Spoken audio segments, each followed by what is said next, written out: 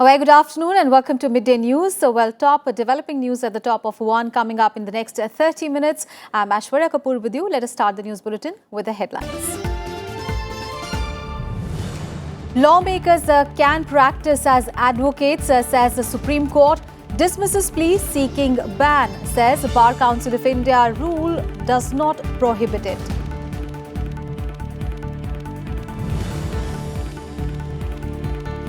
Supreme Court holds that candidates will have to declare criminal antecedents to Election Commission before contesting elections. Terms criminalization of politics as unsettling. Says there is a need for law to prevent it.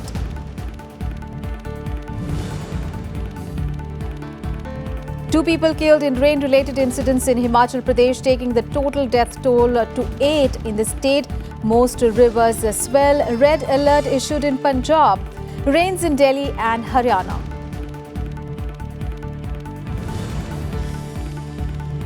General debate at the United Nations General Assembly to begin today. World leaders from 193 UN member states to address the global body. US president's address today. India to raise perennial issue of terrorism during Sushma Swaraj's address on the 29th. And President to give away National Sports Awards at a ceremony at Rashtrapati Bhavan today. Cricketer Virat Kohli and weightlifter Mirabai Chanu to be conferred the Rajiv Gandhi Khel Ratna. Neeraj Chopra, Hima Das and Manika Batra among 20 to get Arjuna Awards. Top story this afternoon, the Supreme Court has said that all candidates will have to declare their criminal antecedents to the Election Commission before contesting elections. The 5-judge Constitution Bench of the Supreme Court held that each contesting candidate must provide details about criminal cases pending at the time of the filing of nomination. The Apex Court also directed wider publicity through print and electronic media antecedents of the candidates affiliated to political parties. The court, while delivering its verdict to a batch of pleas, said that informed choice is the cornerstone of democracy. The Apex Court, however, termed the criminalization of politics of the largest democracy as unsettling. The court also asked the legislature to consider framing a law to ensure decriminalization of politics. The verdict was pronounced on a batch of pleas, raising a question whether lawmakers facing criminal charges can be disqualified from contesting elections at the stage of framing of charges against them. The status before the filing of these petitions was that lawmakers were barred under the Representation of People's Act from contesting elections only after their conviction in a criminal case. And the Supreme Court today also dismissed a plea seeking to ban lawmakers from practicing as advocates in courts across the country. A bench headed by Chief Justice Deepak Mishra said that the Bar Council of India rules do not prohibit legislators from practicing as lawyers. The court was hearing a petition filed by BJP leader and advocate Ashwini Upadhyay seeking to bar lawmakers like MPs, MLAs and MLCs from practicing in courts during their tenure in legislature. Counsel appearing for Upadhyay had told the court that a lawmaker draws a salary from the public exchequer and a salaried employee is barred by the Bar Council of India from practicing in courts of law. On to some other news. Nearly 1,000 patients sought treatment under the centre's newly launched Ayushman Bharat scheme within a day of its launch. Now, according to the Ministry of Health and Family Welfare, the government has also sent a 2-page customized letter from the Prime Minister Narendra Modi to 40 lakh beneficiaries explaining the importance and benefits of the scheme. The scheme, launched by Prime Minister Modi on Monday, aims at providing an annual health cover of 5 lakh rupees per family to about 50 crore economically deprived people based on the socio-economic caste census data. It is a paperless and cashless entitlement-based scheme. As many as 31 states and union territories have signed the MOUs with the centre to implement the program, and the remaining states and union territories, including Telangana, Odisha, Delhi, Kerala and Punjab, have opted out of the scheme. News from Madhya Pradesh ahead of the assembly elections in the state. Prime Minister Narendra Modi and BJP President Amit Shah will address a mega rally of party workers in Bhopal today.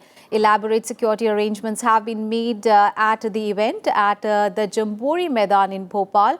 BJP workers from 65,000 polling booths spread across 230 assembly seats are going to take part in this program that is termed as the party's Karyakarta Mahakumbh.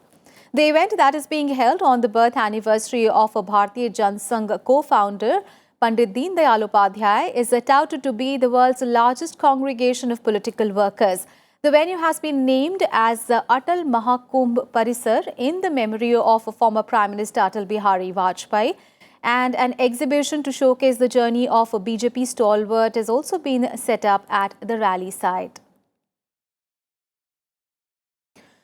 Power Minister R.K. Singh has said that energy savings are 30% more at 8.67 million tons of oil equivalent than the target in the first phase of the energy conservation scheme, Perform, Achieve and Trade, that is PAT.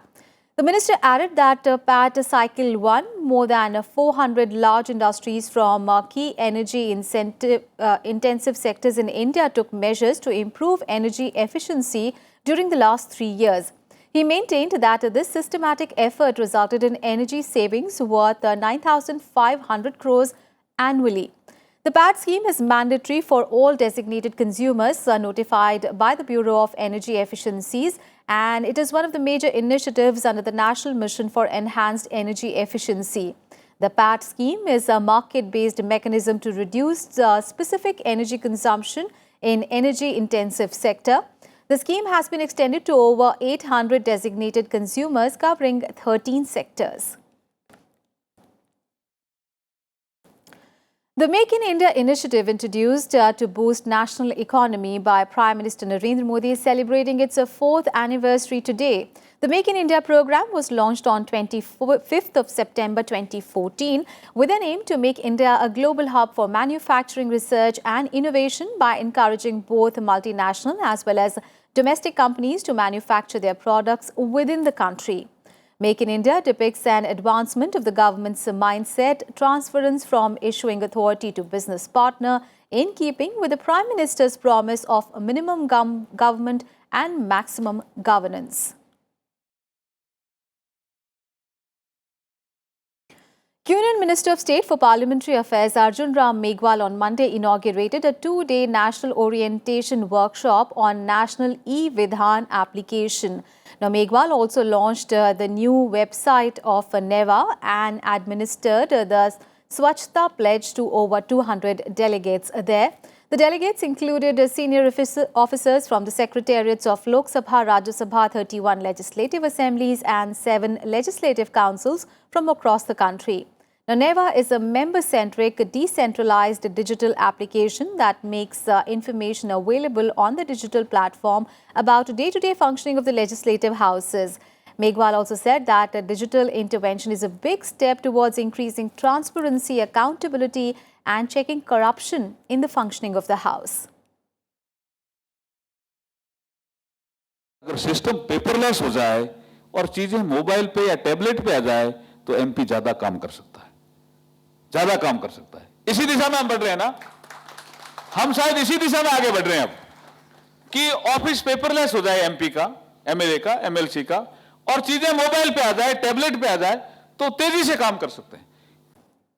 And Home Minister Rajnath Singh said on Monday that the government is ready for a dialogue with everyone on the Kashmir issue.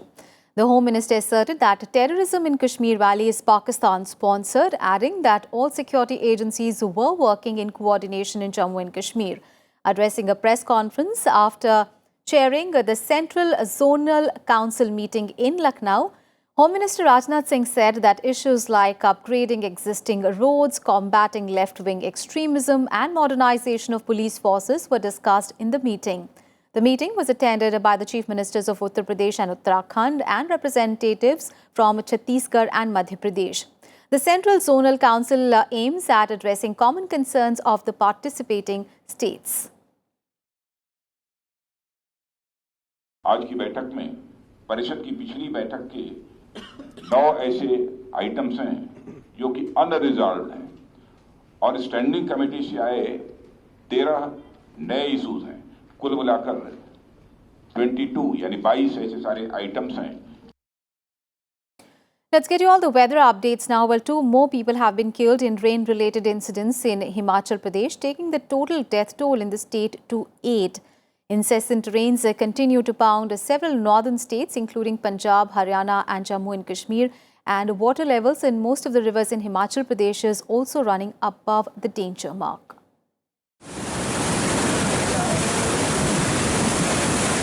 Heavy downpour causing landslides and flash floods in many parts of North India and hill stations. Heavy rains and snowfall in Himachal Pradesh throwing life out of gear in the state since Saturday. The swollen Beas River washing away vehicles in Himachal Pradesh.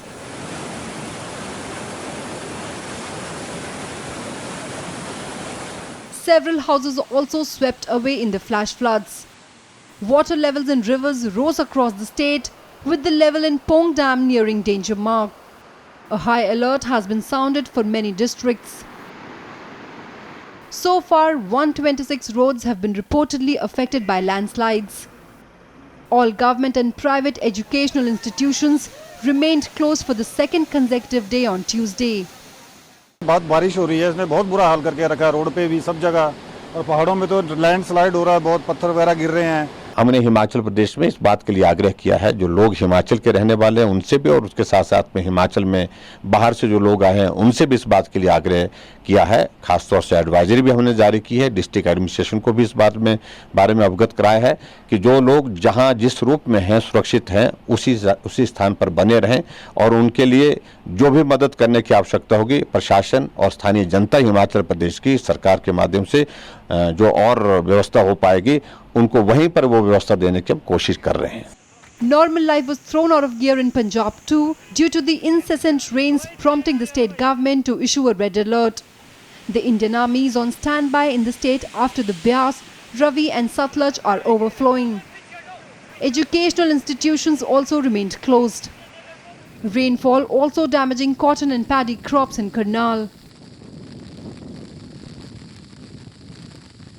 पानी लंबे समय तक उस फसल में खड़ा रहेगा तो लॉस होने के ज्यादा चांस हैं। जिम्मेदार को कम से कम 10,000 15,000 किले पीछे घाटा पड़ सकता है इससे, और जो भी मंडी में फसल गई है उसका वहीं में काफी बुरा हाल हो रहा है, व्यापारी खरीद कर नहीं रहा है। Meanwhile, situation due to incessant rains is no different in Jammu and Kashmir. Schools have been closed in Doda district of Jammu and Kashmir.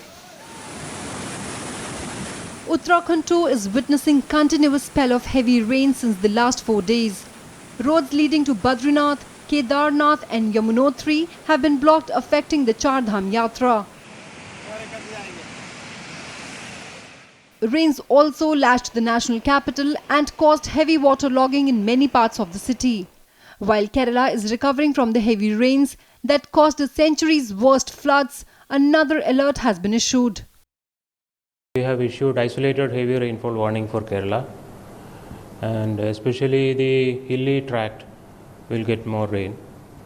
That is 7 to 11 centimeter rain in 24 hours is expected in the next 4 days.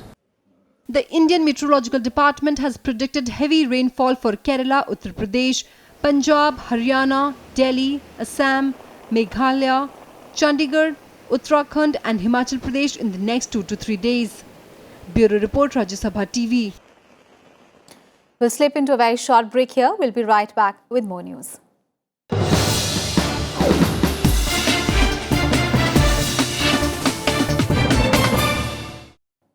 The United Nations General Assembly's general debate commences from today. The annual general debate will continue till 1st of October and is the occasion for the world leaders to gather at UN headquarters to discuss global issues. World leaders from 193 UN member states will address the global body. Brazil has spoken first since 1947, and this has now become a tradition. And the US is traditionally the second speaker on the opening day of the general debate. And US President Donald Trump will give his second address to the General Assembly today. Now, India is being represented by External Affairs Minister Sushma Swaraj. She will address the General Assembly on 29th of September. Remember, she had addressed the general debate last year as well. By definition, all the issues that have resonance on the agenda of the United Nations General Assembly are those which impact on everybody.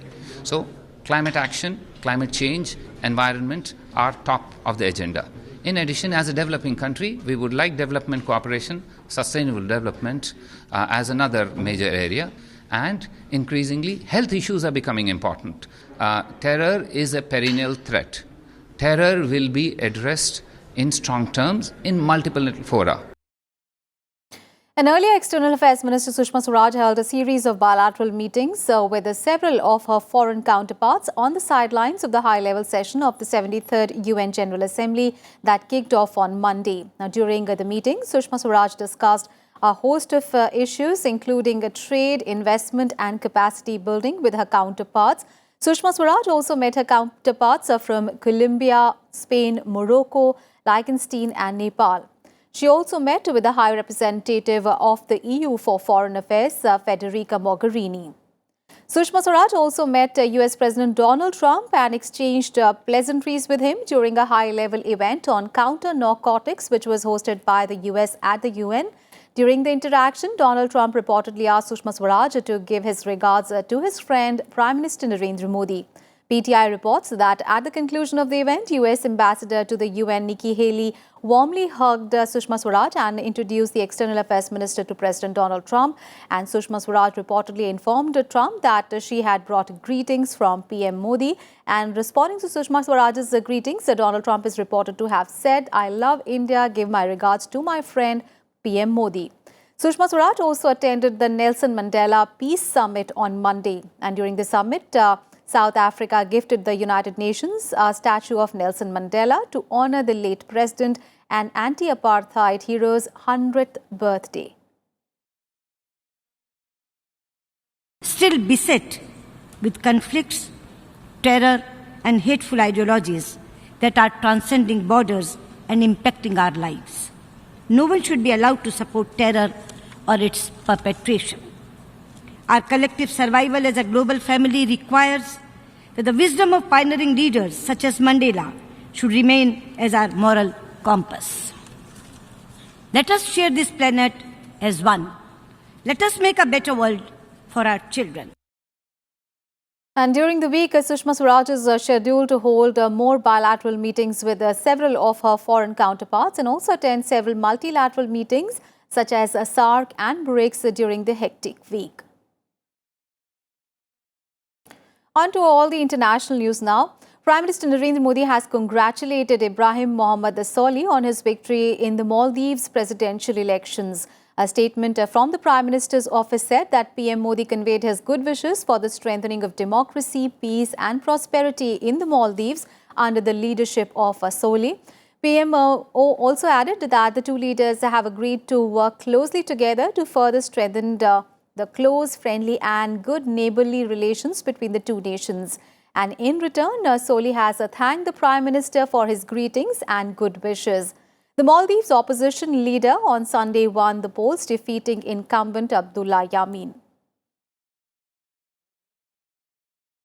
And China today has said that it was impossible to hold trade talks with the United States with Washington imposing new tariffs. Speaking a day after Washington activated tariffs on $200 billion in Chinese goods, Vice Commerce Minister of China Wang Shouwen said that China is open to negotiations, but that the two sides must treat each other equally and with respect.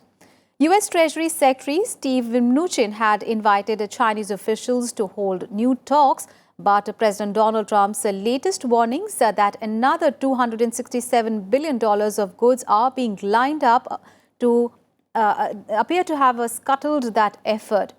Wang earlier met U.S. officials in Washington in the month of August, but since then, no high-level meetings between the world's two top economies for months have happened. On to sports news now. India will face Afghanistan in its last Super 4 encounter at the Asia Cup today. The men in blue will be looking to clinch their final Super 4 match to enter the final of the tournament unbeaten. However, the Indian middle order has not been tested yet, as bulk of the scoring has been done by opener Shikhar Dhawan and Rohit Sharma. India earlier defeated arch rival Pakistan by 9 wickets in its previous Super 4 clash on Sunday. While Afghanistan have lost both the Super 4 matches so far and are out of contention for the final. And in the other Super 4 clash, Pakistan will be up against Bangladesh on Wednesday. Both Pakistan and Bangladesh are in the hunt for the final berth. Both the teams have lost to India and defeated Afghanistan in the Super 4 clash, which means that their Super 4 match will be a virtual semi-final and the winner will face India in the final on Friday. And the Indian women's team defeated Sri Lanka in the fifth and the final T20 by 51 runs to clinch the series 4-0. Chasing a target of 157 runs, the Lankan side was all out for 105 runs. Anushka Sanjeevani scored 29 runs for Sri Lanka, while rest of the team failed to contribute much. And for India, Poonam Yadav picked up 3 wickets. Deepti Sharma and Radha Yadav took 2 wickets each. Batting first, the Indian side was all out on 156 runs and skipper Harmanpreet Kaur was the highest scorer with her knock of 63 runs. And the National Sports Awards will be conferred today by President Ram Nath Kovind at a specially organised function at Rashtrapati Bhavan. Indian cricket captain Virat Kohli and weightlifter Saikhom Mirabai Chanu will jointly be conferred with the Rajiv Gandhi Khel Ratna Award. This award in sports and games is the highest sporting honour in India. The award is given for spectacular and most outstanding performance in the field of sports by a sportsperson over a period of 4 years. The awardees will also receive a cash prize of 7.5 lakh rupees. And this year, 8 names were selected for the Dronacharya Award. This honours the sports coaches in India. Vijay Sharma for weightlifting, Sukhdev Singh Panu for athletics, and Tarak Sinha for cricket. Some of the coaches being selected for the awards. The award comprises a bronze statue of Dronacharya, a certificate, ceremonial dress and a cash prize of 5 lakh rupees. For Arjun Awards, Asian gold medalist javelin thrower Neeraj Chopra, sprinter Hima Das, sprinter Jinson Johnson, Indian women cricketer Smriti Mandhana, tennis player Rohan Bopanna, paddler Manika Batra, wushu player Pooja Kadian, shooter Rahi Sarnobat and 13 others have been selected for the Arjun Awards. Arjun Award is given to the athletes for consistency and outstanding performance for the last 4 years. Vice President M. Venkaiah Naidu is in Tirupati today, addressing an event of the Bharatiya Vidya Bhavan. He said that the aim of education is to increase knowledge and confidence. He reviewed that in today's times, education is being linked only to job opportunities. The Vice President also said that skill development is an important requirement today. We are fortunate.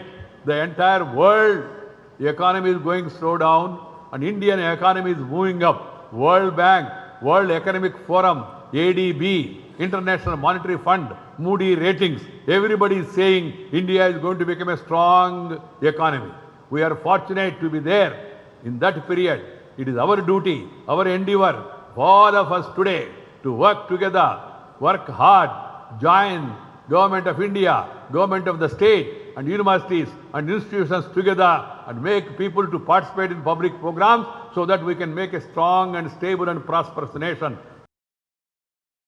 And the Vice President also later addressed an event of the Rashtriya Seva Samiti based on women empowerment and farmers' development.